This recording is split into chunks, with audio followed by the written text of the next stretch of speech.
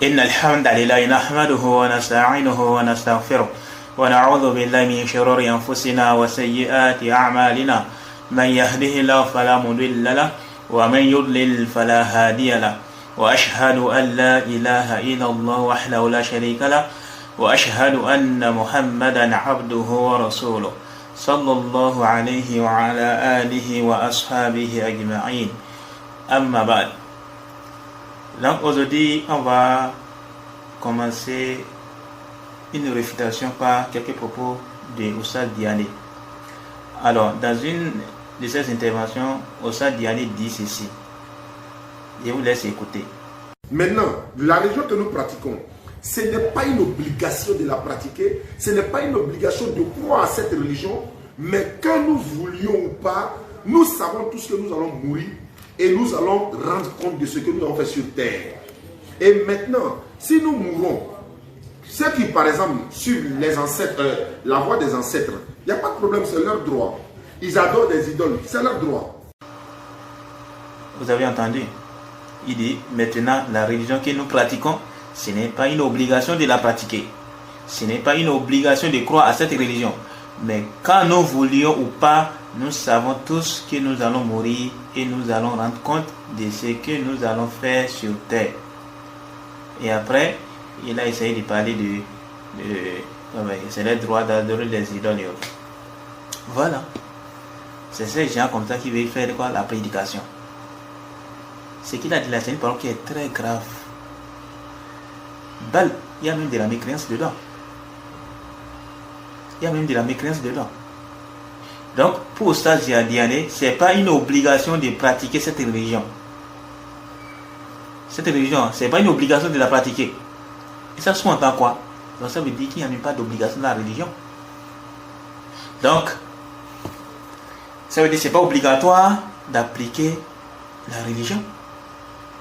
Et de ce fait, on ne doit pas, ce n'est pas une obligation d'accomplir la prière.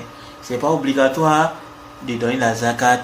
Ce n'est pas obligatoire de faire les hajj. Ce n'est pas obligatoire de porter le hijab ou bien le shilbab. Ce n'est pas obligatoire de laisser pousser la barbe. Ce n'est pas obligatoire d'avoir un bon comportement vis-à-vis de ses parents. Ce n'est pas obligatoire. Il n'y a même plus d'obligation dans la religion. Parce que si tu dis qu'il y a des obligations dans la religion, alors ça vient rendre caduque ta parole de dire que ce n'est pas une obligation de pratiquer cette religion. Et donc également ce n'est pas obligatoire de s'écarter du shirk. Parce que la plus grande pratique de la religion, c'est le fait de s'écarter du shirk. Le fait de s'écarter du shirk est la plus grande pratique de la religion. Et le cheikh Mohammed ibn Abdul Wahhab avait évoqué ça. Il avait évoqué ça. Et la pratique de la religion sur le cheikh Mohammed ibn Abdul Wahhab, c'est le fait de quoi? De s'écarter du shirk. Et c'est d'ailleurs la plus grande chose par laquelle on pratique l'islam. Ensuite, il y a les autres choses, entre autres l'accomplissement de la prière, le jeûne du mois de Ramadan, tout ça. Donc, ça veut dire quoi? À travers cette parole des Diané, on se rend compte qu'il n'y a même plus d'obligation dans la religion. Puis si tu dis qu'il y a d'obligations dans la religion, qu'il y a des obligations dans la religion, alors comment tu peux venir dire que cette religion, ce n'est pas une obligation de la pratiquer? Ou c'est toi, la pratique de la religion, ça, c'est quoi alors? C'est quoi alors? Parce que la pratique de la religion, elle est vaste. Elle est très vaste. Quant à ce que les gens amènent aujourd'hui comme les nouveaux thèmes, les nouvelles terminologies, en disant que un musulman non pratiquant, il n'y a pas ça là, il n'y a pas ça. Et en général, quand ils disent un musulman non pratiquant, ils vont te dire que c'est quelqu'un qui ne prie pas autour. En général. Mais sinon, cette expression-là, ça n'existe pas en islam. Dire qu'un musulman non pratiquant, ça n'existe pas du tout en islam. Soit tu es musulman, ou soit tu es mécréant. Quand tu es musulman, forcément tu pratiques quelque chose. Et la plus grande pratique de la religion, c'est le fait de s'écarter du shirk. Ensuite, il y a quoi? L'accomplissement de la prière, l'accomplissement, l'acquittement de la zakat, l'observation du jeûne du mois de Ramadan, l'accomplissement du hajj pour celui qui a les moyens, l'obligation de que tu as vis-à-vis de tes parents, l'obligation que tu as vis-à-vis de tes voisins et autres. Également l'obligation même que tu as vis-à-vis de tes frères musulmans. Les droits des musulmans sur les musulmans sont au nombre de 6. Haqqul muslim ala al-muslim sittun. Donc, comment on va dire que les musulmans pratiquant ça, les musulmans non pratiquants, les musulmans pratiquant ça, c'est comme des nouvelles expressions, innovées même. Il faut délaisser cette expression. Et souvent, ceux qui amènent ça, il y a une chose dedans. On te dit, parfois il y a certains qui vont amener ça pour dire, quand ils vont te dire un musulman non pratiquant, on te dit que non, c'est quelqu'un qui ne fait rien du tout. Qui ne fait rien du tout comme pratique. Mais en général, quand ils amènent ça, quand ils amènent un musulman non pratiquant, c'est pour dire que la personne, il délaisse des obligations. Certaines obligations. Mais il faut délaisser ces thèmes-là. Soit on dit que c'est un musulman pervers, ou bien on dit tout court qu'il est musulman. Mais dit qu'il y a un musulman pratiquant, mais un musulman non pratiquant, là, il faut délaisser ces thèmes-là. Et c'est même des thèmes ambigus par rapport à certains aspects. Et on ne veut pas rentrer trop en détail sur ce sujet-là, qui a fait de quoi un musulman pratiquant et un musulman non pratiquant. Parce que ça renvoie à un sujet, le délaissement des actes, tous les actes, celui qui délaisse tous les actes. En islam, là, il délaisse tous les actes en dehors de l'attestation. Il a délaissé tous les actes. Est-ce qu'il est musulman ou bien il est mécréant? On ne veut même pas rentrer dans ce sujet-là. Mais déjà, cette expression de dire un musulman pratiquant ou bien un musulman non pratiquant, il faut délaisser ça. Si tu es musulman, forcément tu pratiques la religion. Parce qu'un musulman qui ne pratique pas la religion, il n'est pas musulman. Et la plus grande pratique de la religion, et la base même de la pratique de la religion, c'est quoi? C'est le fait de s'écarter des shirk. C'est le fait de s'écarter du shirk. Donc, du moment où tu t'écartes du shirk, là on dit que tu pratiques la religion. C'est ça la base. Ensuite, maintenant, il y a d'autres choses qui suivent cette base-là, qui est quoi? L'accomplissement de la prière, l'accomplissement des autres prières de la religion. Maintenant, de l'autre côté, si la personne délaisse la prière, est-ce qu'on va dire qu'il observe les autres obligations? Est-ce qu'on va dire qu'il pratique la religion? Alors ceux qui vont te dire qu'il est le délaissement de la prière, de la mécréance, ils vont te dire quoi? La personne là, il ne pratique pas la religion. Ils vont dire directement que la personne est mécréante, que la personne est mécréante. Et celui qui voit que le délaissement de la prière n'est pas de la mécréance, il va dire que la personne c'est un musulman pervers. C'est un musulman pervers. Donc, afin de dire musulman non pratiquant ou musulman pratiquant, il faut délaisser ces expressions-là. Maintenant, quant à la parole de Diané, au sein de Diané, ça là, dit que cette religion, ce n'est pas une obligation de la pratiquer. Ça, c'est une parole qui est caduque, nulle, fausse. C'est une parole qui est nulle. Tu peux même, ça même quand même. Tu peux, quand tu ne pratiques pas la religion, tu es mécréant. Si c'est pas obligatoire de pratiquer la religion, ça veut dire quoi? En réalité, tu peux même faire n'importe, mais tu peux même tomber dans des coffres. Ça c'est pas obligatoire pour toi de pratiquer la religion. Donc tu as dit quoi? Tu peux faire n'importe quelle forme de shirk, n'importe quelle forme de coffre. Pourquoi? Parce que c'est pas une obligation pour toi de pratiquer la religion. Alors que la plus grande pratique de la religion consiste à t'écarter du shirk. Ça seulement, mais avec cette grande base là, ça vient détruire sa parole. Qui dit quoi? Que ce n'est pas une obligation de pratiquer la religion. Cette religion. Ensuite, quand il dit que ce n'est pas une obligation de croire à cette religion également, ça c'est une parole qui est très grave. Donc ça veut dire que ce n'est pas obligatoire à quelqu'un d'être musulman. Ce n'est pas obligatoire de croire au prophète sallallahu alayhi wa sallam. Ce n'est pas une obligation de croire en Allah subhanahu wa ta'ala. Subhanallah. Donc en fait, ça renvoie à la question de quoi? La liberté de croyance. Tu es libre de croire, mais tu es libre de ne pas croire. Et donc, les versets qui sont venus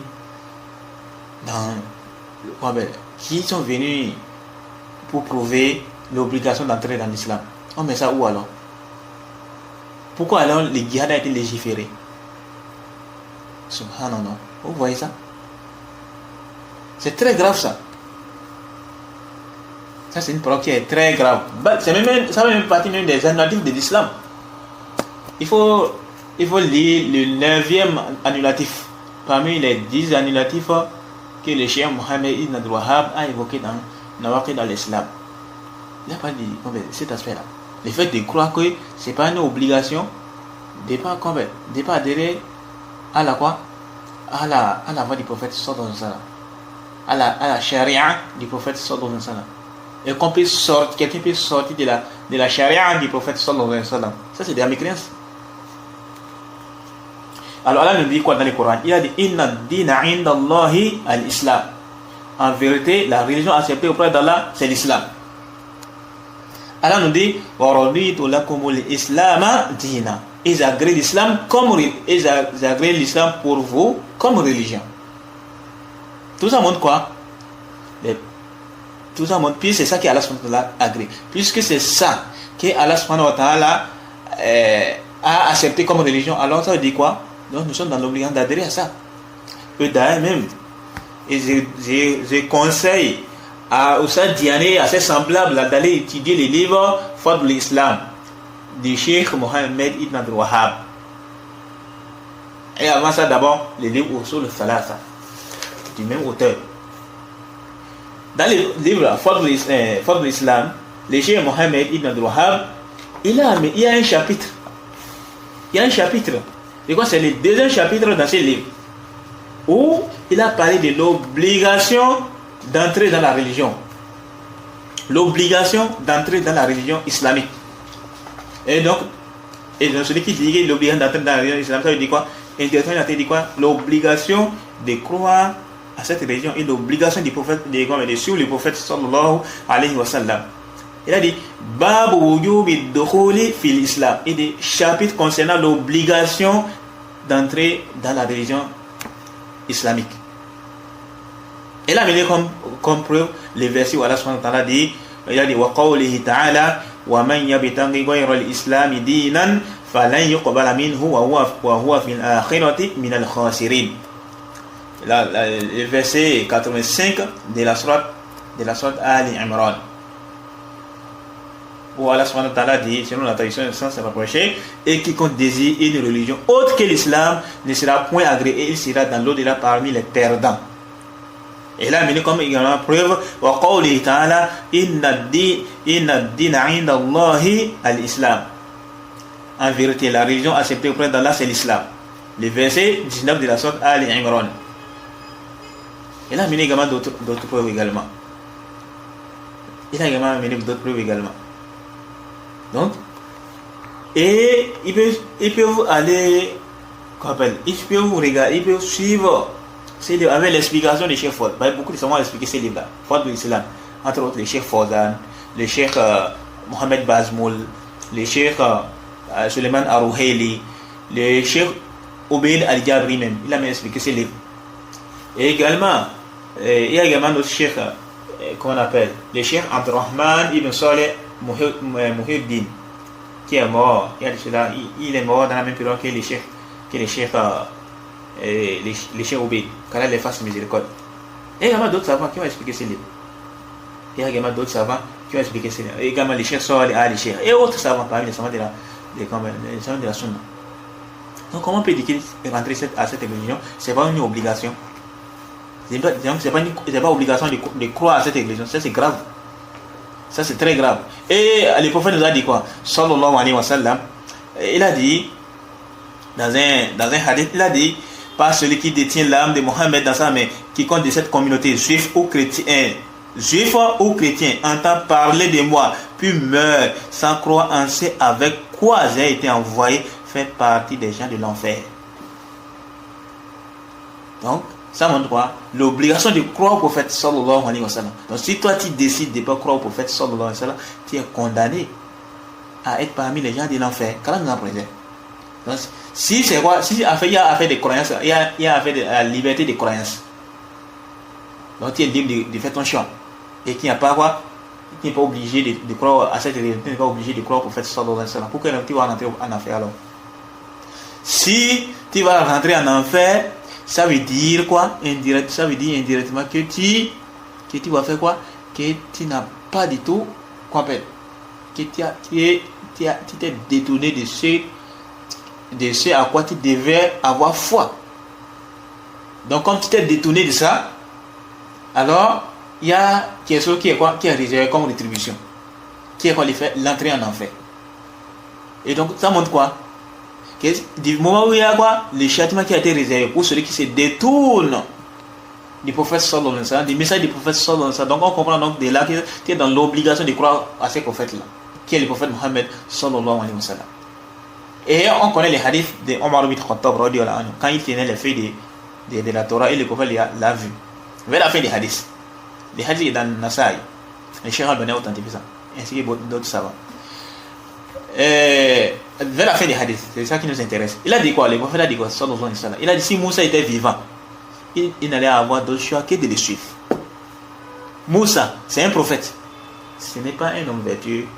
On a dit un homme vertueux comme les autres. Quand il dit un homme vertueux dans le sens où il a dit quelqu'un qui n'est pas prophète, quoi. Ok, dans ce sens. Et il y a certains qui ne sont pas des prophètes, ils sont des vertueux. Donc, Moussa, Moussa n'est pas de ces catégories de personnes. Mais il fait partie de quoi? Des messagers d'Allah. Il fait partie des messagers qui ont été envoyés par Allah subhanahu wa ta'ala. Il fait partie des 5 meilleurs messagers même. Et le prophète nous informe à son sujet quoi? S'il était vivant, si Moussa était vivant, il n'allait avoir d'autre choix que de le suivre. Donc là, obligatoirement, il est dans l'obligation de quoi? D'avoir foi au prophète sallallahu alayhi wa sallam. Il est dans l'obligation de croire au prophète sallallahu alayhi wa sallam. Tout ça montre quoi? La fausseté de cette parole-là.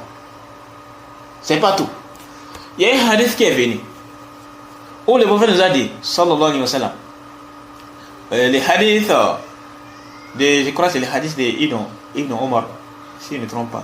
Ou bien c'est Abu Huraira, mais je ne me souviens plus exactement. C'est un hadith qui est connu. Et lorsqu'il y avait eu les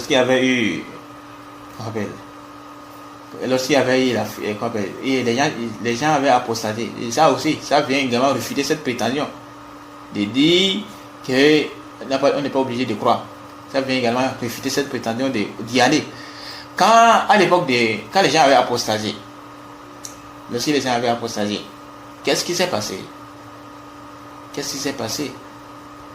Mais avant même d'en arriver là, on va d'abord citer les hadiths. Le prophète a dit, sallallahu alayhi wa sallam, umirtu an uqatila an-nas hatta yashhadu an la ilaha illallah wa anna Muhammadan Rasulullah. Il a dit, on m'a ordonné de combattre les gens jusqu'à ce qu'ils attestent qu'il n'y a aucune divinité qui mérite l'adoration en dehors d'Allah et que Mohammed sallallahu alayhi wa sallam est le messager d'Allah. Qui dit ça? C'est le prophète sallallahu alayhi wa sallam qui nous dit ça. C'est le messager d'Allah sallallahu alayhi wa sallam qui nous informe de ça. Les hadiths est connu. C'est un hadith qui est connu, c'est pas un hadith qui est ignoré. Les hadiths ont été rapportés par l'imam Bukhari et l'imam Muslim. Donc le prophète nous dit que Allah l'a ordonné de combattre les gens jusqu'à ce qu'ils attestent. Dans les autres versions, on dit jusqu'à ce qu'ils disent qu'il n'y a aucune divinité qui mérite l'adoration en dehors d'Allah et que Mohammed sallallahu alayhi wa sallam est le serviteur, est le messager d'Allah. Donc cela montre quoi? Que c'est une obligation de croire au prophète sallallahu alayhi wa sallam. C'est une obligation de croire à cette religion. Sinon, c'est le combat. Sinon, c'est le djihad. Et d'ailleurs, même le djihad a été légiféré pour concrétiser les droits d'Allah. Parce que le tawhid, c'est les droits d'Allah. Le tawhid est les droits d'Allah. Comme le prophète nous a dit dans les hadiths de Mu'adh ibn Jabal radiyallahu anhu, haqqullahi ala al-ibad an ya'buduhu wa la yushriku bihi shay'a. Les droits d'Allah sur ses serviteurs est qu'il l'adore sans rien lui associer. C'est un hadith qui est connu. Donc le tawhid est les droits d'Allah et tu te dois de lui donner son droit. Maintenant, si toi tu t'écartes de son droit, alors celui à qui appartient ces droits, il va prendre des mesures pour pouvoir récupérer son droit. Et parmi les mesures qu'Allah a mis en place pour récupérer son droit, il y a quoi? La prédication, la da'wa. Il y a également quoi? L'établissement du djihad. Le djihad. Le djihad a été légiféré pour concrétiser ses droits. Parce que c'est pas si tu veux, tu vas adorer Allah. Tu es dans l'obligation. Toute l'humanité est dans l'obligation d'adorer Allah. Toute l'humanité est dans l'obligation d'unifier Allah d'un culte sincère.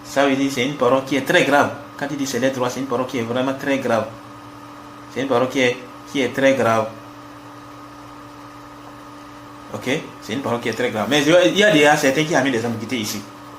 Ils vont te dire, on va essayer de réfuter ça. Ils vont te dire que non, qu'on a des preuves. Allah nous a dit, la ikra hafidin, le verset 256 de la sourate Baqarah, sourate 2, le verset 256. Et également dans la sourate Kahf, la sourate 18, le verset 29, Allah dit, faman sha'a falyu'min wa man sha'a falyakfur. Et celui qui veut qu'il croit et celui qui veut qu'il me croit. Et également le verset 6 de la sourate Kafirun, où Allah dit, lakum dinukum waliyadin. À vous votre religion et à moi ma religion. Certains amènent ça, il y a certaines personnes qui amènent ça pour parler de quoi? La liberté de croyance. La liberté de croyance.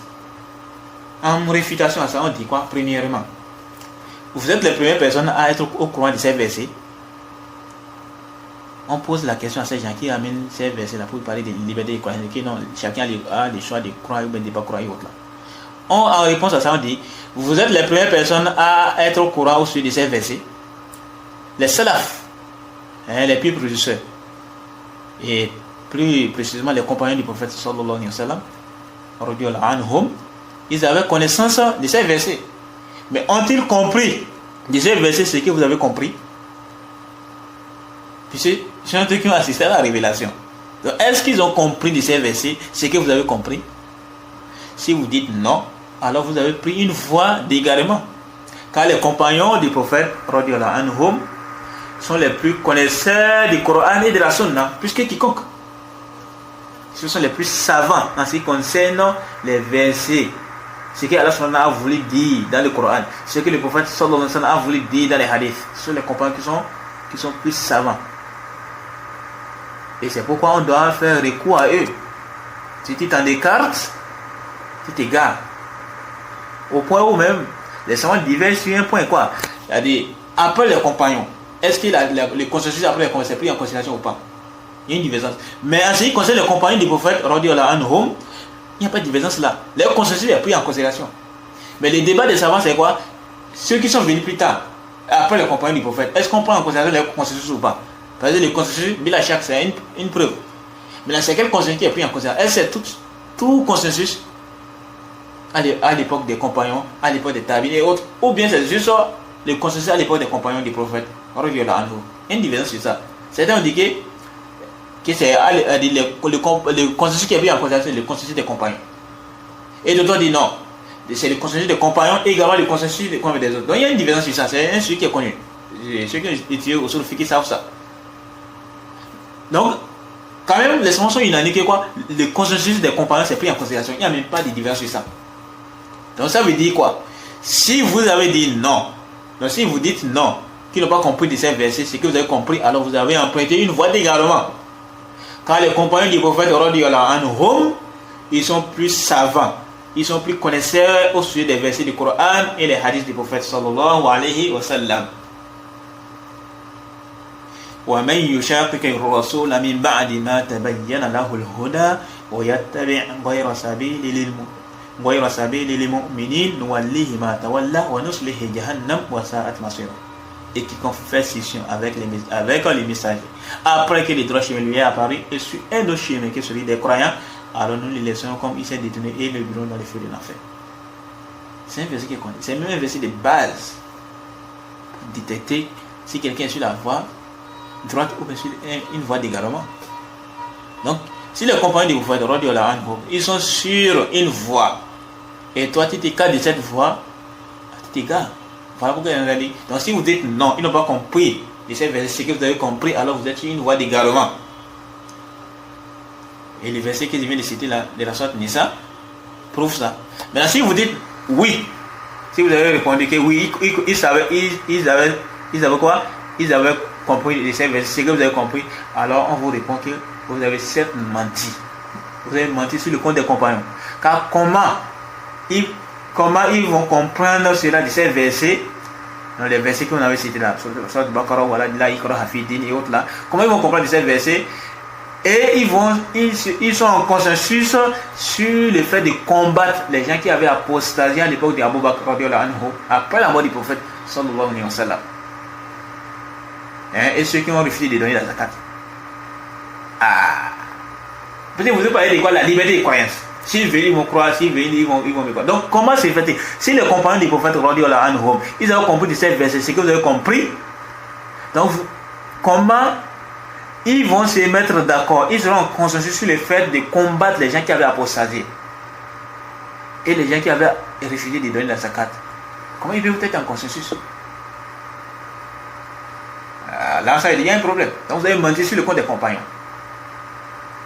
Ça, c'est le premier point. Le deuxième point, deuxièmement, celui qui a bien étudié la biographie du prophète sallallahu alayhi wa sallam, il sait pertinemment que le prophète a fait le djihad qu'on appelle le djihad offensif. On a des sortes de djihad, le djihad offensif et le djihad défensif. Juste que le djihad offensif a des conditions. Tout comme la prière a des conditions. Le djihad offensif a également des conditions. De la même manière que les ablutions a des conditions, la prière a des conditions, le jeûne a des conditions, le hajj a des conditions, la zakat a des conditions. De cette même manière également, le djihad offensif a des conditions. Si les conditions ne sont pas remplies, alors le djihad offensif n'a pas lieu. Et parmi les plus grandes,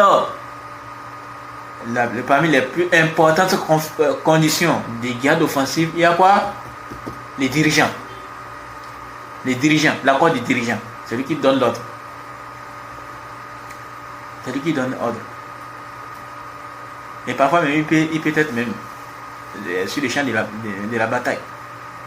Mais bref, ça c'est ce qu'on peut dire par rapport à ça. Ensuite, troisième point. Le verset de la sourate Kahf, où Allah subhanahu wa ta'ala dit, celui qui veut qu'il croit et celui qui veut qu'il me croit. Quand on revient dans les tafsir, qu'est-ce qu'on comprend?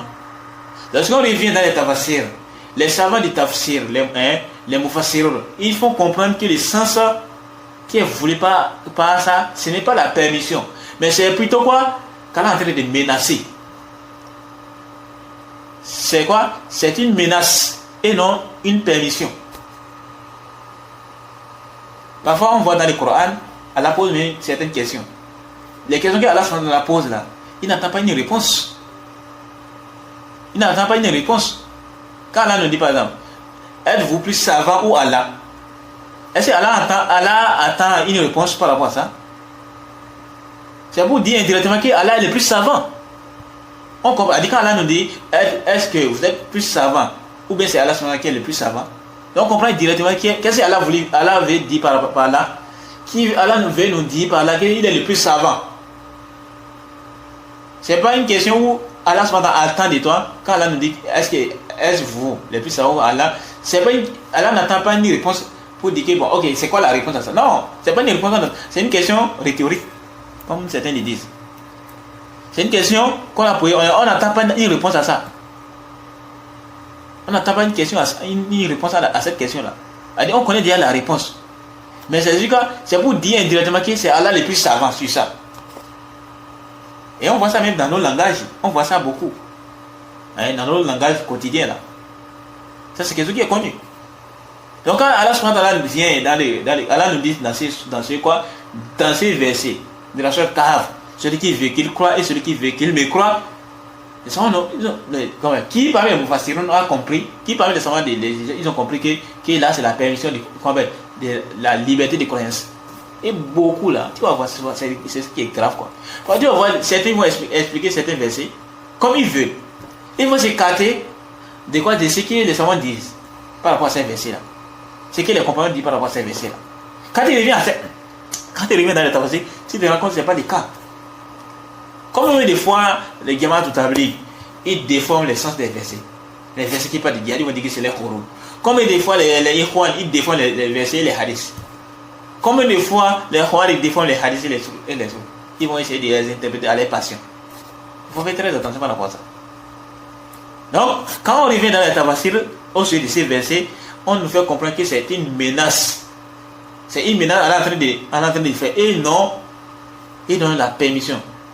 Sinon, si c'était dans le sens de la permission, alors pourquoi, si quelqu'un me croit, il sera parmi les gens qui seront dans le feu de l'enfer?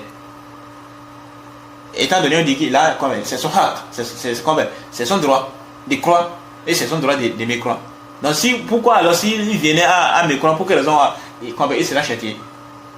Donc on comprend donc de là que non, la compréhension que vous avez de ces versets-là, ça c'est une mauvaise compréhension.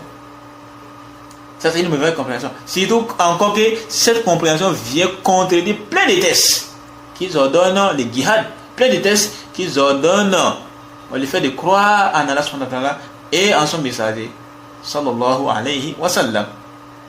Et c'est pourquoi on dit quoi? Les taux ne suffit pas de citer les versets, les hadiths, mais il faut également une bonne compréhension qui n'est rien d'autre que la compréhension des salaf salih, les plus précurseurs, et plus précisément, ou bien on va dire particulièrement les compagnons du prophète radiyallahu anhu. Ensuite, quant au verset de la sorte kafir, voilà dit à vous votre religion et à ma religion, par exemple, plein de, sinon chez nous là-bas, beaucoup amènent ça. Quand on revient là-dedans, on fait comprendre qu'il est question de l'alliance et les désaveux. Il est question de l'alliance et les désaveux. Donc on voit, à dire, les versets que vous prenez pour vous argumenter, ça n'a rien à voir avec votre prétendue parole sur la question de quoi? La liberté de croyance. Pas du tout. Et tout ne suffit pas de quoi? Allah a dit, le prophète a dit, Allah a dit, le prophète a dit. Mais il faut la bonne compréhension. Sinon, si tu t'écartes, tu t'égares du droit chemin. Si tu t'écartes, tu t'écartes du droit chemin. Allah Moussa. Et quant au verset, la ikra hafidin, nulle contrainte en religion. Alors il y a une divergence concernant ce sujet-là, concernant ce verset-là. Il y a certains savants qui ont dit quoi? Qui ont dit qu'il est question de quoi? Des gens du livre, les Ahlul Kitab, les juifs et les chrétiens. S'ils payent la guézia, alors on ne doit pas les contraindre à rentrer en islam. Et d'autres disent non, que ce verset a été abrogé. Que le verset a été abrogé. Que le verset a été abrogé. Et c'est pourquoi le Cheikh Fawzan, il dit ceci, on va terminer même par ça. Je crois qu'on a un peu duré, non? Ou bien on a déjà fait 30 minutes. Hein. Donc, le Cheikh Fawzan dit ceci, on va aller plus vite. Dans son explication de quoi? Dans son explication de Ma'ana at-Taghut. Il a dit ceci, c'est un peu long, on va lire pour aller, on va lire en mettant directement pour aller vite. Il dit, le chef a dit, ces versets, donc là, il croit hafidin, nulle contrainte en religion. Il a dit, ces versets ne suffisent pas qu'il faille laisser les mécréants, ne pas les combattre, ni ne pas les appeler à l'islam, comme les rétorquent ceux qui se détournent, ainsi que les mécréants et les ignorants parmi les musulmans, se basant sur l'idée de liberté de culte et de croyance. Cela est un mensonge sur Allah. Ce n'est pas le sens qu'il a voulu. Allah n'a créé les hommes que pour son adoration, comme il a dit. وَمَا خَلَقَتُ الْجِنَّ وَالْإِنسَ إِلَّا لِيَعْبُدُونَ مَا أُرِيدُ مِنْهُمْ مِنْ رِزْقٍ وَمَا أُرِيدُ أَنْ يُطْعِمُونَ. Il dit selon la tradition sans se rapprocher, je n'ai créé les djinns et les hommes que pour qu'ils m'adorent. Je ne veux de aucune. Le cheikh dit, il dit je ne veux de aucune substance et je ne veux pas de qu'ils me nourrissent. Ensuite le cheikh Fawzan dit, si les gens étaient laissés mécréants à adorer ce qu'ils veulent, cette parole d'Allah n'aurait aucun intérêt, de même que le djihad sur le sentier d'Allah et l'appel à la religion. Pourquoi les appeler s'ils sont libres de leurs croyances et dans leur culte? Laissez-les par implication de cette parole fausse et qu'ils adorent ce qu'ils veulent selon leur dire. Si la situation était telle qu'ils prétendent, quel aurait été l'intérêt de la création du paradis et de l'enfer?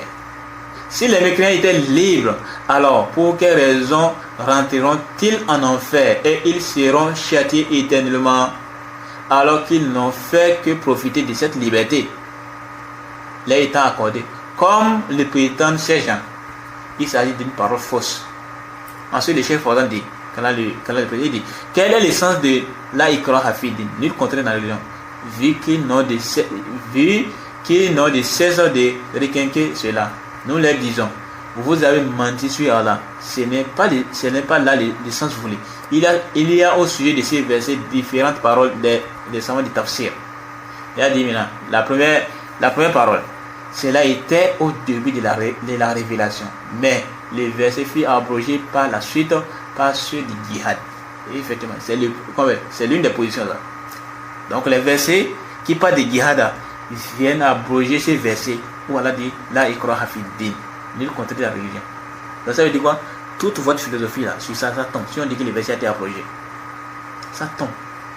Parce que tu ne peux pas t'argumenter des versets qui sont abrogés.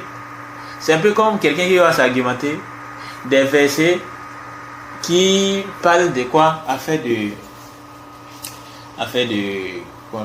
sur l'alcool. Sur l'alcool. On sait que l'alcool a été interdit par étapes. Il y a eu plusieurs étapes. Et quelqu'un maintenant il va s'argumenter de certains versets. Ouais, de certains versets où Allah subhanahu wa ta'ala il nous parle de l'alcool. Par exemple, dans la sourate Baqarah, Allah dit ceci, je vous laisse. Je vais vous lire les versets. Allah nous dit ceci. Allah dit, c'est le verset 217, je crois. Si je ne me trompe pas. C'est 218 là. Bon, on va aller plus vite. Allah nous dit ceci. Il dit, Yas'alunaka 'anil khamri wal maisir. Qul fihima ithmun kabir. Wa manafi'u linnas. Allah dit, et il t'interroge sur l'alcool, sur le vin, al-khamr et les jeux de hasard. Dit, dans les deux, il y a un grand péché et quelques avantages pour les gens. Ensuite, Allah a fait comprendre que quoi? Que le péché qui se trouve est plus grand que le profit. Quelqu'un maintenant, il va dire que non, l'alcool n'est pas interdit. Pourquoi c'est pas interdit? Il va amener ces versets-là. Il va amener ces versets où Allah subhanahu wa ta'ala, il a parlé de cela. Alors que il y a dans la sourate Maïda où Allah dit quoi? Ya ayyuha alladhina amanu innamal khamru wal maisir wal ansab wal azlam riksum min amali shaytan fajtanibuhu la'allakum tuflihun. Selon la traduction du sens rapproché, vous qui avez cru, vous les croyants, le vin, al-khamr, les jeux de hasard, les pieds dressés, les flèches de divination ne sont qu'une abomination, œuvre du diable. Écartez-vous-en. Écartez-vous-en. Ainsi, vous allez réussir. C'est un verset qui montre l'interdiction de l'alcool. Également, il y a les hadiths qui sont venus également. Il y a également les hadiths qui sont venus sur ça. Sans oublier que, ou bien quelqu'un va prendre le verset là, dans la sourate Nisa où Allah dit Ya ayyuhalladhina amanu la taqrabus salata wa antum sukara. Oh vous qui avez cru, n'approchez point la salat, la prière, alors que vous êtes ivre. Donc quelqu'un va dire maintenant que l'alcool là est interdit, que si c'est l'heure de la prière et que tu es ivre là, c'est interdit pour toi de prendre cela en ce moment. Mais si c'est à d'autres occasions là, tu peux prendre. On dit, est-ce que ton argumentaire passe? Ça ne passe pas. Parce que là, les versets là, l'alcool a été interdit. L'interdiction de l'alcool est venue étape par étape. La première étape, c'est ce qui est les versets qui sont dit premièrement là, dans la sourate Baqarah, les versets 219 du Coran. Et maintenant, la deuxième étape, c'est où Allah a interdit aux croyants de s'approcher de la prière alors qu'ils sont ivres. Et la troisième et dernière étape, c'est quoi? C'est ce qui est vu dans la sourate Baqarah, la sourate Maïda, où Allah dit quoi? Descendre écarté. Donc quelqu'un maintenant va prendre le verset 43 de la sourate Nisa, où Allah dit Ya ayyuhalladhina amanu la taqrabus salata wa antum sukara hatta ta'lamu ma taquluna wala junuban. Jusqu'à la fin du verset. Oh, vous qui avez cru, n'approchez point la salata alors que vous êtes ivre, jusqu'à ce que vous compreniez ce que vous dites. Jusqu'à la fin du verset. On dit non, le verset a été abrogé. Vous voyez, non? Donc il faut faire attention par rapport à ça. Donc si on dit que le verset a été abrogé, là où on a dit là, ikraha fi din, ça a été abrogé par les versets qui parlent de djihad. Il y a plein de versets qui sont venus pour parler de djihad. Également les hadiths qu'on avait cités là. où le prophète dit, sallallahu alayhi wa sallam, qu'on a ordonné de combattre les gens jusqu'à ce qu'ils attestent qu'il n'y a aucune divinité qui met l'adoration en dehors d'Allah et que Mohammed, sallallahu alayhi wa sallam, est le messager d'Allah. Tout ça, ça montre quoi? Qu'on appelle les points n'avaient pas compris de ces versets-là, que quoi? Il fallait laisser la liberté de croyance de l'autre là, ni le comprendre également. Alors que c'est eux, on doit suivre. Donc, ça, c'est la première position. C'est-à-dire, la première position des savants, la première parole dans cette divergence, dans cette compréhension du verset là, la première parole des compagnons, des savants du Tawhid, c'est quoi? Ces versets a été approché par les versets qui parlent du djihad. La deuxième parole, et on continue avec la parole du Cheikh Fawzan, il dit, la deuxième parole, c'est quoi? Ce verset est spécifique aux gens du livre, donc les chrétiens et les juifs. Si ces derniers payent la gizya, l'impôt de capitation, et se soumettent au jugement de l'islam, alors on ne les force pas à y entrer, mais on les laisse par cette clause alors qu'ils sont avilés. Car les gens sont sur une science, ils possèdent un savoir religieux, ils connaissent les messagers, ils ne sont pas comme les associateurs qui sont ceux qui sont à la base des associateurs. C'est une opportunité qui leur est accordée de pouvoir rétablir ce qu'ils savent et qu'ils puissent méditer le Coran afin qu'ils réalisent que ce livre concorde parfaitement avec les restants inaltérés présents dans la Torah et l'Injil. L'Injil, c'est ce qui a été révélé à Isa, fils de Mariam, et la Torah, c'est ce qui a été révélé au prophète Moussa. Et le chef dit quoi? Donc il dit quoi? Il dit, afin qu'ils réalisent que ce livre concorde parfaitement avec les restants inaltérés présents dans la Torah et l'Injil comme Allah les a fait descendre. Il n'y a aucune divergence entre les livres célestes. Tous proviennent d'Allah. La croyance qui y est citée est la même. La différence n'est que dans ce qui touche au muamalat, les licites et l'illicite et autres. Et c'est là en variance des législations, des époques et en fonction de la sagesse d'Allah subhanahu wa ta'ala. Ces livres ne divergent en rien dans les domaines de la croyance. Tous appellent à n'adorer qu'Allah seul et à la fausseté de toute adoration vouée à autre que Allah. Les livres célestes, les messagers, les musulmans du premier au dernier sont unanimes sur le tawhid d'Allah dans l'adoration et sur le fait que celui qui n'adore pas Allah doit être appelé à le faire et que s'il persiste, il doit être combattu pour repousser sa mécréance et son mal afin que la mécréance ne se propage pas sur terre puis devienne un argument pour l'opposant. De ce fait, si les gens étaient libres et sans différents religieux, comme ils le prétendent, les gens n'auraient pas eu besoin qu'on leur envoie des messagers et qu'on leur fasse descendre des livres. Pour eux, les gens sont tous libres. On ne doit appeler ni combattre quiconque et personne n'a à payer la gizya, ni à se soumettre au jugement de l'islam. Et le chef Fawzan dit, la troisième parole, ces versets ne concernent que les juifs et les chrétiens, c'est-à-dire que certains parmi eux avaient embrassé l'islam. Puis on voulait obliger les enfants à y entrer également. Alors Allah fit descendre ces versets afin qu'ils ne puissent les y contraindre. Quant à leur prétention que ces versets est une question de choix ou de liberté, il s'agit d'une parole erronée, dénuée de preuves provenant du Coran.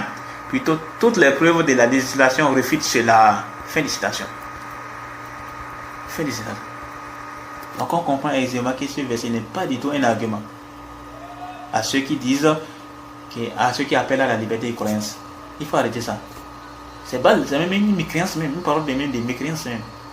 On voit plein de musulmans qui quoi? Non, on a le choix de croire ou de pas croire. Subhanallah. C'est pas Allah qui a proposé. Tu es dans l'obligation de croire à Allah, le Seigneur de l'univers. Sinon, tu es quoi? Il y a quoi? Un châtiment qui t'attend. Même les musulmans. Est-ce que les musulmans, il a certains choix? Non. Il y a sur certains trucs, il n'a pas de choix. Est-ce que c'est si le musulman veut, il va prier? Est-ce que c'est s'il veut, il va donner la zakat? Est-ce que c'est s'il veut, il va faire les hajj? Est-ce que c'est s'il veut, il va jeûner les mois de Ramadan? Pas du tout. Il y a sur certaines choses là, on n'a pas le choix. Allah nous a obligé ça. Pourquoi? Parce que ce sont les droits d'Allah sur ses serviteurs. Mais il y a sur certaines choses, Allah nous a donné quoi? Les choix. On nous a donné les choix. Là, tu peux faire comme tu veux. Mais sur certains sujets là, tu n'as pas du tout le choix. Tu es dans l'obligation de faire quoi? De t'arrêter au test. Ce que les tests disent là, ce que les tests disent sur ce sujet, là tu vas les faire. Si tu es en décate, c'est ce que tu es menacé. Donc après tout ce qu'on a dit là, alors on voit, on se rend compte quoi? Que la parole de ses frères, Oussa Diané, qui dit quoi maintenant, la religion que nous pratiquons, ce n'est pas une obligation de la pratiquer, ce n'est pas une obligation de croire à cette religion, mais quand nous voulons ou pas, nous allons tous, nous savons tous que nous allons mourir et nous allons rendre compte de ce que nous allons faire sur terre. Jusqu'à la fin de sa parole. Ça, c'est une parole caduque, nulle, fausse. Il doit se repentir sur ça. Il doit se repentir sur ça. Et c'est eux qui veulent faire la dawa. Tu as même un problème dans la croyance. Et c'est toi qui veux faire la dawa. Alors que c'est d'abord obligatoire de faire quoi? D'apprendre d'abord. La richesse de la science, c'est une obligation qui incombe à tout musulman. Homme comme femme. C'est une obligation qui t'incombe. De quoi? De rechercher la science. Mais quelle science d'abord? Les sciences, la science elle est vaste. Il y a la science du Coran, la science du tafsir, la science des hadiths, la science de la croyance, la science du fiqh et autres. Le plus important pour toi d'abord, c'est de chercher à connaître Allah. La connaissance d'Allah, c'est le plus important. La connaissance, la science sur la quoi? Sur la croyance, sur la base de la religion. C'est ça le plus important dans la vie des musulmans. Et le cheikh Mohamed Ibn Abdul Wahhab, il a ramené ça dans son livre Usul al-Thalatha. Donc au moins, si quelqu'un avait même juste utilisé ce livre-là, ça suffit. Le livre-là, Usul al-Thalatha, ça suffit pour avoir une bonne croyance. Un débutant qui étudie correctement ce livre, du début jusqu'à la fin, il ne peut pas prononcer les paroles fausses que Oussa Diané a dit là. Parce qu'il doit d'abord apprendre la croyance. Le chien a dit quoi? Et Allah rahimakallah annahu yajibu alayna ta'allumu arba'i masail. Il dit sache qu'Allah te fasse miséricorde qu'il nous est obligatoire d'apprendre 4 principes. Et il a dit quoi? Al-Oula Al-Ilmu. Le premier de ces principes, c'est quoi? La science. Il a dit quelle science il est question? Il a dit quoi? Wa huwa ma'rifatullah wa ma'rifatu nabiyyihi wa ma'rifatu dinil islami bil adilla. Il dit le premier principe, c'est la science qui consiste à connaître Allah, à connaître son messager, à connaître son prophète sallallahu alayhi wa sallam et à connaître la religion de l'islam avec des preuves. Ensuite, il a dit quoi? Il n'a pas dit deuxième principe, qui est quoi? La mise en pratique. Le troisième principe, qui est quoi? La da'wa ilayh, la prédication. Donc, après la mise en pratique, tu vas faire quoi? Tu vas faire maintenant la da'wa. Et après maintenant la da'wa, il va falloir que tu patientes. Tu vas patienter. Et c'est argumenté de quel verset? Le verset de la sourate Al-Asr. Voilà, dit quoi? Bismillah ar-Rahman ar-Rahim. Wa al-Asr. Inna al-insana lafi khusr. إلا الذين آمنوا وعملوا الصالحات وتواصوا بالحق وتواصوا بالصبر. Il dit, selon la tradition sans se rapprocher, au nom d'Allah, les tout miséricordieux, les très miséricordieux, par le temps, l'être humain est certes en perdition, sauf ceux qui ont cru et accomplissent les bonnes œuvres.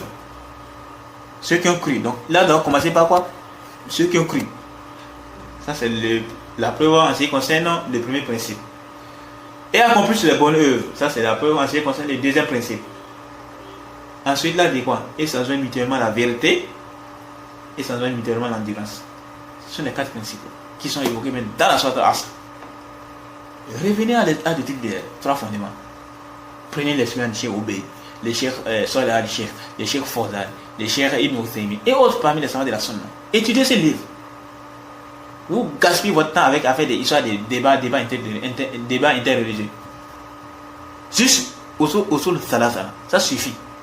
Pour pouvoir faire quoi? Pour se rendre compte des paroles graves que ces gens-là prononcent quand ils sont en train de faire les débats là. Juste Usul al-Thalatha. Pas Kitab Tawhid, non. Laissons même Kitab Tawhid. Ou bien Kashiwa, laissons ça d'abord. Juste les petits livres, Usul al-Thalatha. Celui qui va étudier ça correctement du début jusqu'à la fin, il va se rendre compte quoi? Que ces gens-là qui font des débats interreligieux, ils racontent n'importe quoi sur la religion. ils racontent n'importe quoi sur la religion. Donc, qu'Allah nous en préserve. Donc, on va s'arrêter ici. On va continuer prochainement avec une autre de ces interventions, toujours pour clarifier la vérité et que les gens puissent se réveiller. Et on espère que cela puisse être profitable pour nos frères béninois, également des musulmans en général. Donc on s'arrête. Subhanakallah wa bihamdik, ashhadu an la ilaha illa anta, astaghfiruka wa atubu ilayk.